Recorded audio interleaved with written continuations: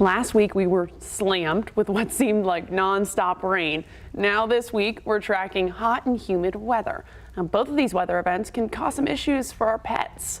Dr. Ashley Lawton is a veterinarian with Firehouse Animal Health Center. She joins us now to discuss ways to protect our pets. Thanks for taking the time to chat with us today. Hi, thanks for having me. Of course, yeah. Before we get into the heat, we do want to start with all of that rain because that added a lot of moisture. Some yards have even seen some more mushrooms pop up, and my dog is not well behaved, so I know he likes to sniff everything. Could that be toxic to him? It could be, for sure. So mushrooms are popping up, you're right, with all this rain, and most of them are harmless, but some of them can have problems or cause problems to the kidneys and liver and even the brain. So it's important that if you think he's getting into something, grab a sample of that mushroom and call your vet right away. And right now, Austin Watershed hasn't detected any algae in Lake Austin or Lady Bird Lake, but we always hear about the harmful algae to our pets, and that could obviously change with things heating up. What's your advice with that kind of stuff? Like, what kind of symptoms should we be looking at if our dogs maybe ingested some of that algae? Yeah, for sure. So if you think your dog's gotten into any blue-green algae, definitely rinse them off right away with clean water. Call your vet and get them in as soon as you can. Just like with any toxin, the faster you get them there, usually the better the prognosis.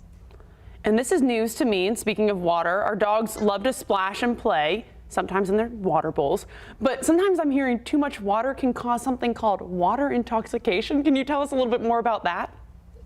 Yeah, it's pretty rare. So these guys have to have a lot of activity in the water, usually not something that's going to happen around their water dish, but if you see signs of vomiting or your dog is off and not feeling well and they've been in the water all day avoiding this hot heat, again, call your vet, ask questions, get them in if you're concerned.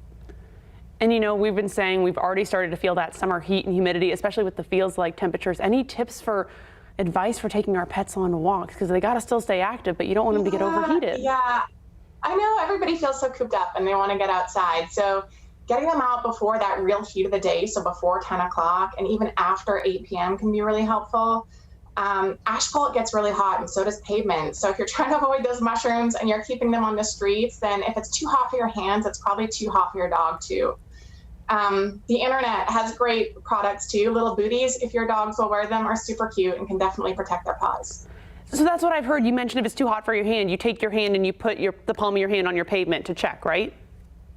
Yeah, exactly. If you couldn't walk on the concrete for 10 minutes, probably your dog is going to struggle with it too. So we do see burns on the bottom of their little pads, and we do have to treat those. So be mindful, especially in the heat of the day, that concrete gets really hot.